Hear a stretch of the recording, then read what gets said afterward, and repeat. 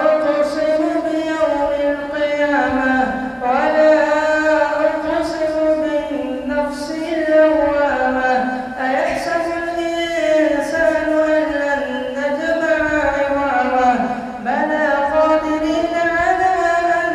نسوي بنانه بل يريد الإنسان ليفجر أمامه يسأل أيان يوم القيامة فإذا برق البصر وخسف القمر وجمع الشمس والقمر يقول الإنسان يومئذ أين المفر كلا لا وزر إلى ربك يومئذ المستقر ينبأ